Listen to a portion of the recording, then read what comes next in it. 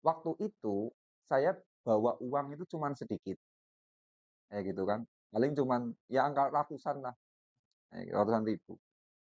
Lah kemudian kartu ATM ketinggalan di rumah.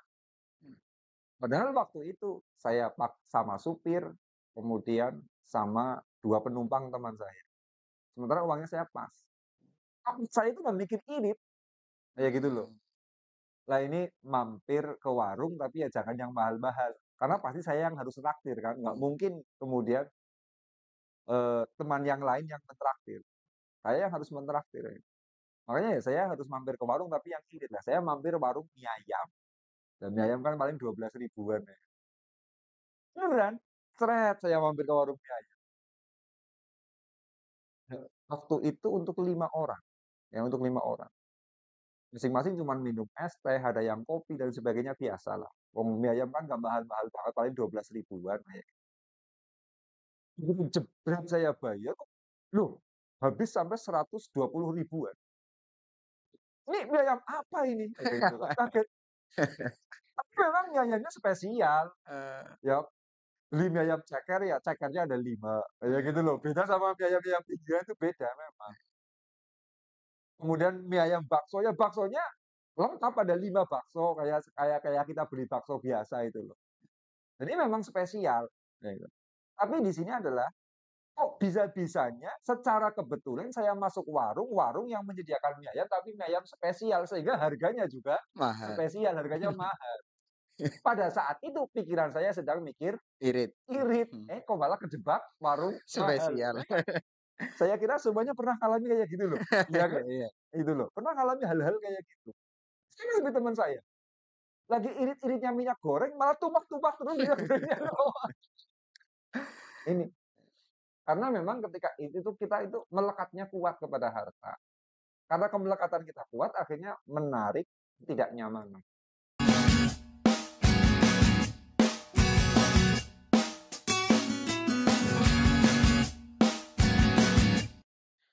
Oke Gus, untuk materi kali Iya, ini yaitu irit hanya bermanfaat, sempitkan rezeki. Nah, ini maksudnya bagaimana Gus? iya, irit hanya bermanfaat sempitkan rezeki. Ini biasanya ya kalimat-kalimat seperti ini sebetulnya kalimat-kalimat yang sangat melukai sebetulnya, ya. Ya melukai orang Orang-orang yang yang irit, mendengarkan nasihat, eee, kayak gitu loh. Makanya kemudian untuk kali ini saya akan menyampaikan bahwa betul irit itu memang manfaatnya ya hanya menyempitkan rezeki. Karena hal yang paling tidak masuk akal itu kita ingin bertambah rezeki tetapi dengan cara irit, dengan cara hem. Seperti ini ya, kita memohon kepada Allah, berarti kan kita sedang mengajukan proposal kepada Allah. Nah, ketika kita itu mengajukan proposal dana kepada Allah, proposal rezeki kepada Allah, tapi ternyata antara realita kebutuhan dana dengan isi permohonan bantuan tidak sesuai, ya nanti proposal tidak akan di-ACC. Contohnya kayak gini, kita hanya membangun musola kecil, mmm, butuh biaya paling ya 30 juta lah seperti itu. Tapi kemudian proposal yang diajukan mencapai ratusan juta. Kira-kira di-ACC nggak proposal tersebut? nggak bakal. Nggak bakalan. Loh mau musola seperti apa? Wong cuman musola ukuran sekian meter, kok minta dana sekian? Ini nggak akan di-ACC, karena tidak ada kesesuaian data, ya kan? Lah kita mengunduh rezeki, memohon penambahan rezeki kepada Allah, juga harus sesuai dengan datanya. Datanya itu harus sesuai, seperti itu. Kita ambil contoh lah ya, kita ingin punya penghasilan 100 juta per bulan. Nah, setelah disurvei ke lokasi, ini ada orang minta 100 juta per bulan. Mmm, Disurvei ke lokasi, apa sih kebutuhannya? Ternyata untuk urusan dapur dia itu hanya butuh 750.000 per bulan, ya gitu kan. Bensin paling keluar 200.000 per bulan. Listrik paling keluar 50.000 per bulan. Rokok, dia nggak merokok. Ngopi, nggak ngopi. Anak cuma 2. Yang satu sekolah di SMP negeri, yang satu sekolah di SD negeri. Nggak ada biaya. Istri cuma 1, kayak gitu kan. Nah, akhirnya, loh, ini kebutuhan hidupnya tiap bulan paling cuma 3 juta, kok minta 100 juta. Juta. Ini nggak sinkron. Antara data dengan fakta itu tidak sinkron. Ini minta 100 juta kok kebutuhannya cuma 3 juta. Kayak gitu loh. Nah, makanya yang namanya irit itu bisa menyabotase proposal doa kita agar berlimpah rezekinya. Karena apa? Loh kamu saya kasih sedikit aja sudah dicukup-cukupkan kok. Buat dikasih banyak. Kayak gitu kan? Betul. Ya iya dikasih biaya listrik 50.000 aja sudah cukup. Sudah bisa dicukup-cukupkan. Dikasih uang bensin 200.000 sebulan juga sudah cukup karena cuma 1 motor. Kayak gitu. Loh buat apa sih kamu minta ratusan juta? Nggak konkret ini datanya. Akhirnya ya coret aja lah. Kayak gitu loh. Makanya kemudian kita itu perlu menyesuaikan antara data dengan Fakta. data yang disampaikan kepada Allah dengan realitanya. Seberapa sih kemudian kebutuhan kita?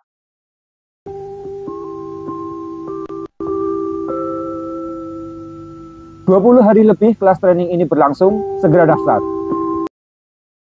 Kalau kemudian diminta 100 juta, ya mendingan 100 juta jangan dikasihkan kepada orang yang nggak membutuhkan karena dia dikasih sedikit aja sudah dicukup-cukupkan. Mendingan tuh dikasihkan semua orang yang jalan-jalannya ke Paris. Yang kalau beli tas itu 50 juta satu tasnya. Kayak gitu loh. Yang mobilnya BMW kayak gitu. Yang rumahnya listriknya aja habis ratusan ribu tiap bulan, habis jutaan tiap bulan. Akhirnya diberikan kepada orang-orang yang datanya itu sesuai. Data kebutuhannya sesuai. Ini makanya orang kalau kemudian irit di dalam kekayaan itu hampir tidak ada. Yang ada itu orang kaya. Kalau orang kaya itu kemudian kebutuhannya ya semakin besar. Pembiayaan hidupnya ya semakin besar. Itu pasti. Ketika miskin, kita hanya menggunakan motor. Untuk bensin itu 20.000, untuk bayar pajak sekitar berapa pajak motor? 250 lah. 250.000 lah sekitar seperti itu. Nanti ketika kaya ya jelas pembiayaannya itu naik. Karena untuk apa? Bayar pajak mobil, untuk BBM mobil. Kayak gitu. Nah, kalau kemudian kita irit, ini kan berarti kita memperkecil data kebutuhan apa memperbesar? Memperkecil. Memperkecil. Ketika datanya itu diperkecil, akhirnya disurvei oleh Allah, kita berdoa disurvei oleh Allah, loh cuma segitu kebutuhannya kok, ngapain lu minta banyak-banyak? Kayak gitu loh. Ngapain sih ente minta banyak-banyak? Buat apa? Nah ini repotnya orang yang berprinsip hemat pangkal kaya di situ. Disurvei bolak-balik, lah kamu minta 100 juta, loh kebutuhan cuma 4 juta kok. Buat apa? Wong dikasih sedikit aja sudah dicukup-cukupkan. Ini yang kemudian menjadi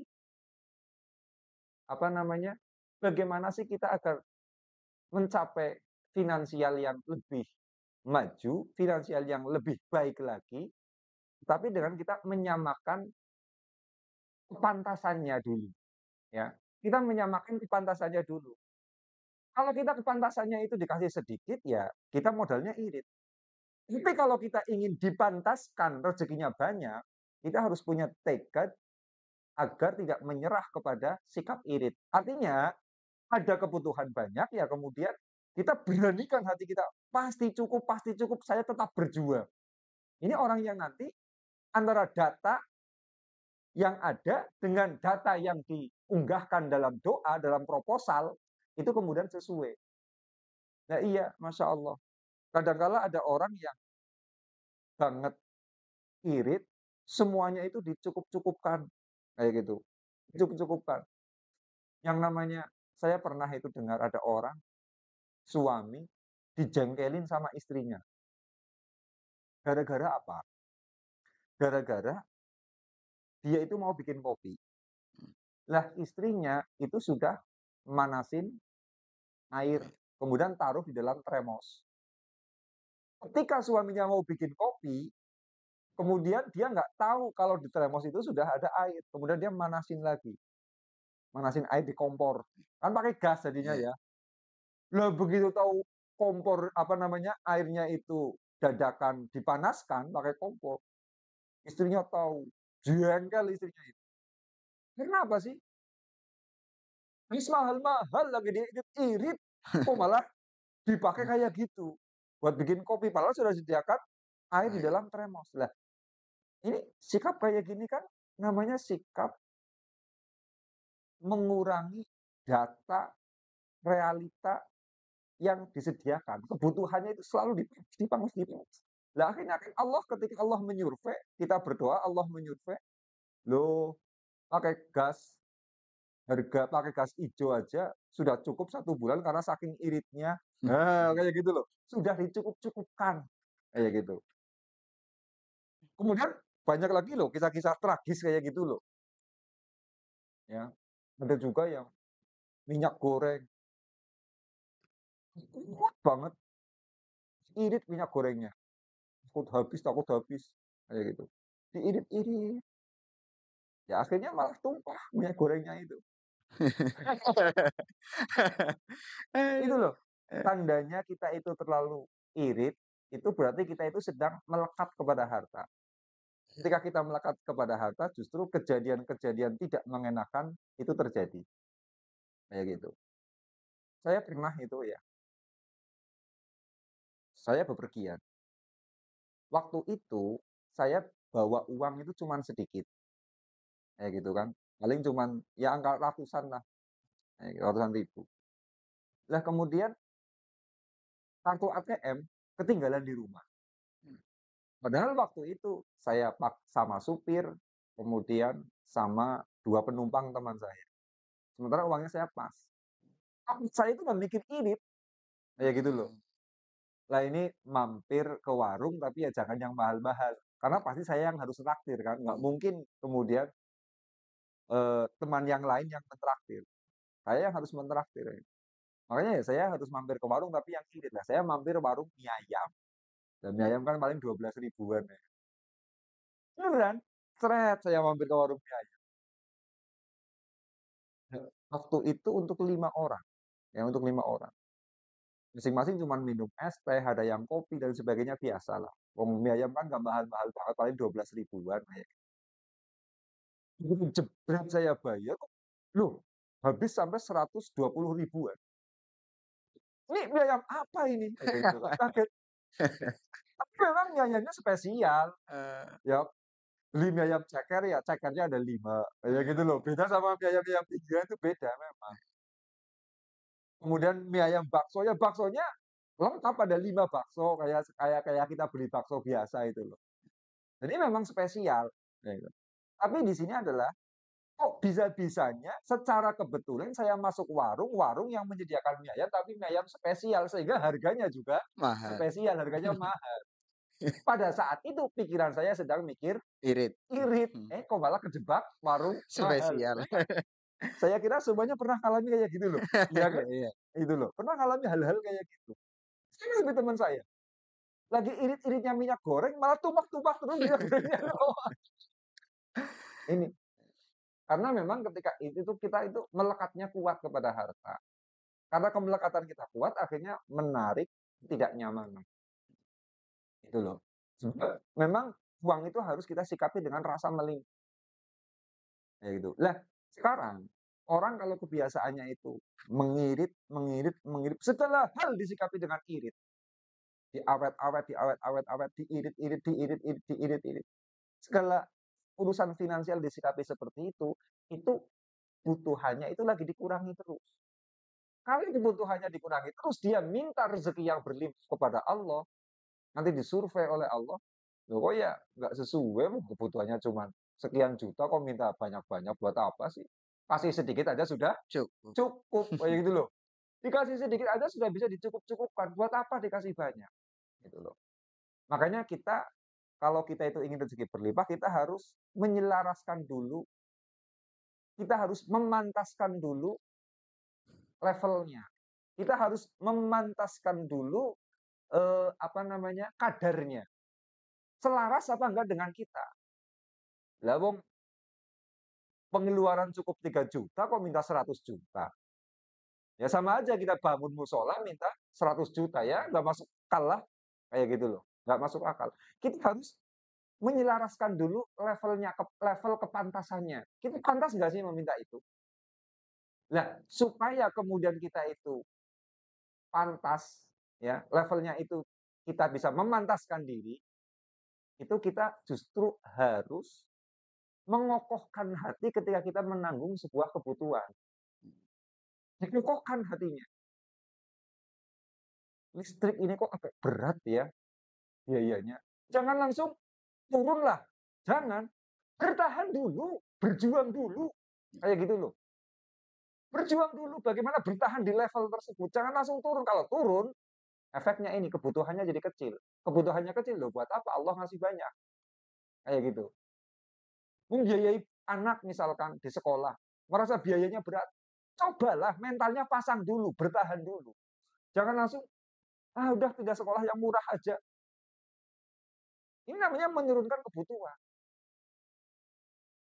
Ya, jangan kemudian merasa bahwa minyak goreng ini lagi mahal banget, kayak gitu. Berjuang dulu, jangan langsung kemudian turun minyak gorengnya, kayak gitu loh. Jadi caranya itu coba kita pasang mental bagaimana mempertahankan level kebutuhan kita.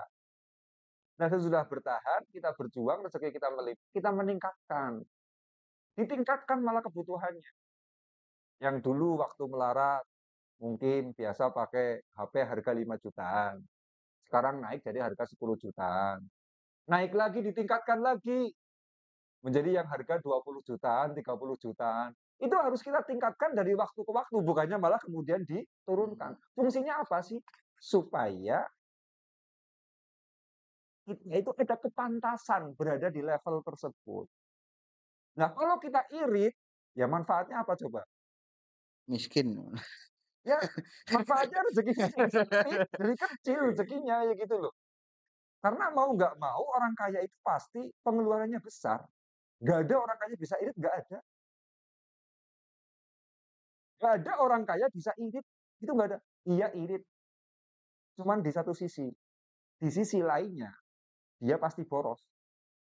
Misalkan ada orang kaya, bajunya sederhana, beli batik harga 50 ribuan, beli sarung harga 100 ribuan. Iya, dia irit pada masalah pakaian. Tapi ternyata dia sebentar-sebentar ganti mobil, berarti mewah di mobilnya. Atau seperti model orang kayanya orang kampung. Itu, orang kayanya orang kampung. Orang kampung itu mobil harga di atas 100 juta sudah ketakutan, buat apa sih? Sederhana mobilnya orang kaya di kampung itu. Karena mereka orang kampung, buat apa mobil bagus-bagus? Tapi sawahnya 3 bulan beli, 3 bulan beli, 3 bulan beli. Ya berarti dia mewah di Sawah. sawah. Kayak gitu loh. Jadi ada juga teman saya, dia kaya, pakaiannya sederhana, mobilnya sederhana, cuman Panther turbo, padahal dia kaya. Tapi apa hobinya? Jalan-jalan ke luar negeri. Tiap bulan ke luar negeri, jalan-jalan. Traveling sukanya itu. Lah, dia sederhana, irit di satu sisi, ternyata kemudian dia boros di sisi yang lain. Karena resiko kaya itu pasti ada. Pasti boros, biayanya besar, ya. Mesti pembiayaannya itu besar. Entah itu biaya beli sawah, entah itu biaya bangun rumah, entah itu biaya beli mobil, entah itu biaya gaya hidup, pasti ada yang mahal. Itu ciri orang kaya seperti itu. Karena apa memang ketika kita itu dinaikkan rezekinya, kita dikayakan rezekinya, otomatis kemudian diikuti oleh kebutuhan yang besar, gitu loh. Makanya Allah itu Allahu yabsutur rizqa liman yasha min ibadi. Allah itu membagikan rezeki kepada hamba-hambanya liman yasha, kepada orang yang dikehendaki. Jadi rezeki itu dibagikan, bukan dikejar-kejar, itu bukan, dibagi-bagikan. Tapi wayak dirulah, dan Allah itu menakarnya. Artinya Allah menakarnya itu, Allah memberikan rezeki sesuai dengan pantasannya. Kayak gitu loh. Nah ya mau dikasih 100 juta bagaimana? Wong kepantasannya hanya 3,5 juta. Kayak gitu. Mau dikasih rezeki berlimpah bagaimana? Lah wong listriknya saja cuman 50.000 per bulan. Jadi ya yang pakai otak kayak gitu loh. Ya pakai otak. Wayak dirulah. Kadarnya itu diukur oleh Allah sesuai dengan kepantasan orang tersebut. Kayak gitu. Nah, kepantasan itu kadangkala ada di level materi, ada juga di level mental. Itu loh. Seperti yang saya jelaskan, banyak orang yang kemudian punya anak banyak.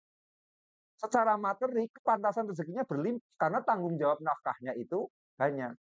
Tapi kadang kan dia itu tidak pantas secara mental. Itu loh.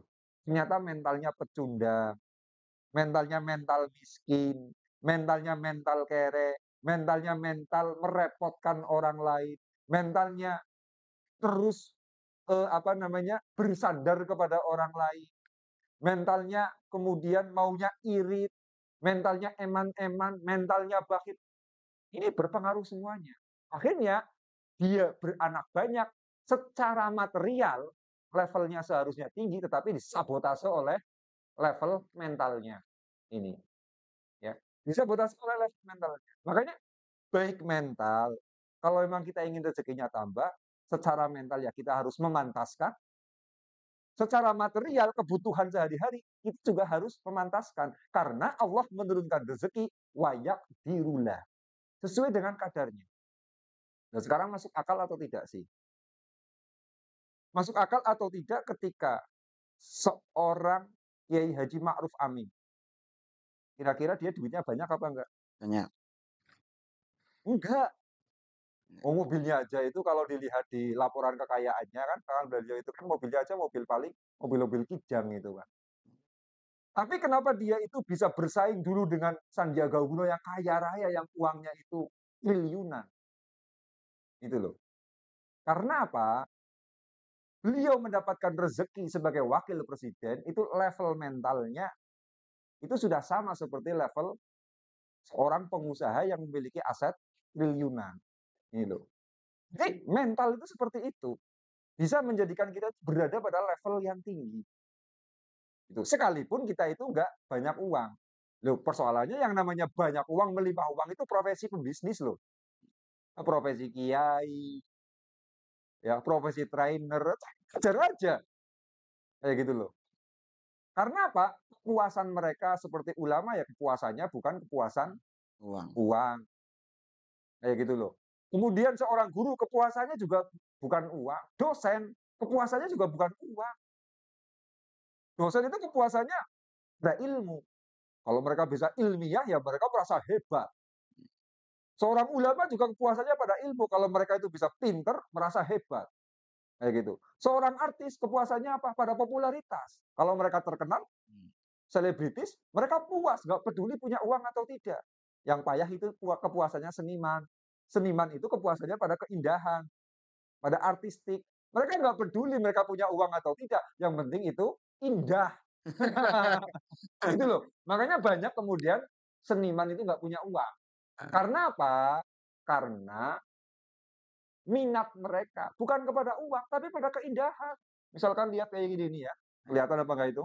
Iya. Misalkan ini, oh ini kurang biru, oh ini terlalu merah, oh ini terlalu eh, itu diperhatikan secara detail, ya. Diperhatikan secara detail, akhirnya energinya ya ke lukisan, hanya ke lukisan saja. Indah apa enggak, indah apa enggak. Dia enggak sempat memikirkan saya punya uang apa enggak. Kayak gitu loh. Beda kalau yang kemudian minatnya adalah minat bisnis, minat dagang. Memang puasanya tersinggungannya kalau dia nggak punya uang.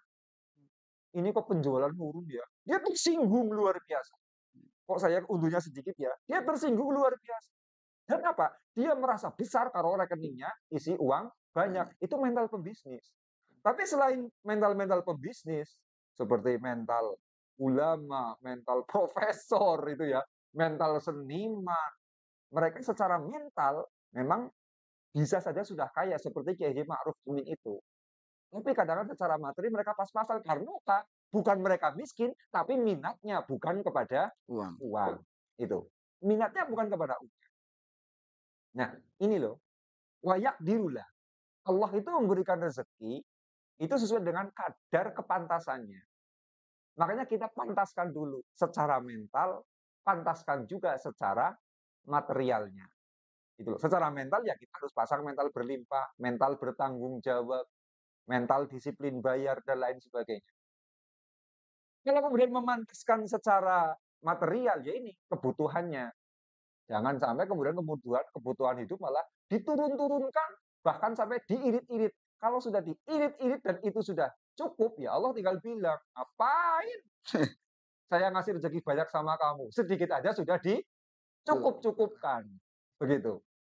Oke, jadi, menurut saya bahwa irit itu sebenarnya proposal yang kita ajukan, proposal miskin yang kita ajukan kepada Tuhan, kan seperti itu.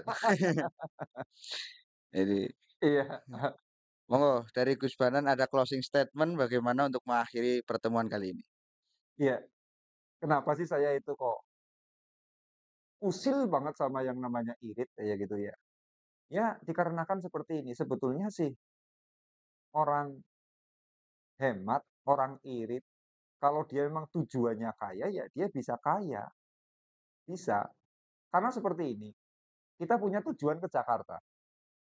Itu jalannya banyak loh. Lewat udara bisa, lewat darat bisa, naik bis bisa, naik kereta api bisa, naik becak bisa, jalan kaki juga bisa. Bahkan lewat lautan, lewat pantai selatan juga bisa.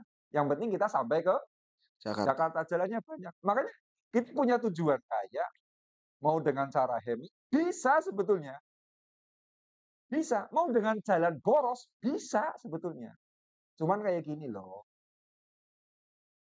kalau kita itu kemudian kaya dengan cara irit, itu kira-kira menyiksa diri apa enggak? Menyiksa. Nyiksa kan? Lah ngapain dengan cara berlimpah aja ada, dengan cara dermawan aja ada, dengan cara nggak hitung-hitung juga ada untuk mencapai kaya. Nah, ngapain kita kemudian irit dengan cara menyiksa diri kita, yaitu dengan cara irit. Iya. Itu loh. Makanya betul, makanya kalau dibilang, "Itu tetangga saya kok irit malah kemudian bisa kaya, kecukupan." Ya memang bisa kok, cuman ya nyiksa banget sih, hidup cuman sekali di alam material, makan uang hasil keringat sendiri, nggak pernah. Menikmati uang hasil keringat sendiri nggak pernah bisa happy.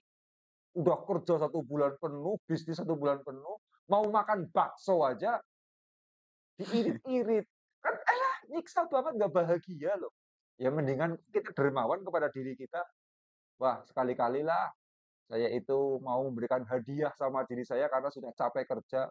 Dah sekarang saya mau ke mall, borong-borong barang yang banyak." Lebih elegan, lebih enak, lebih enjoy, dan lebih nikmat daripada dengan model irit, gitu. Nah, seperti ini kemudian closing terakhir saya, irit ya irit, tapi ingat, itu mengganggu data doa kita kepada Allah untuk ditingkatkan rezekinya, seperti itu. Oke, sekian pertemuan kita pada malam hari ini. Oke, sekian pertemuan kita pada podcast kali ini. Selamat bertemu di podcast yang akan datang.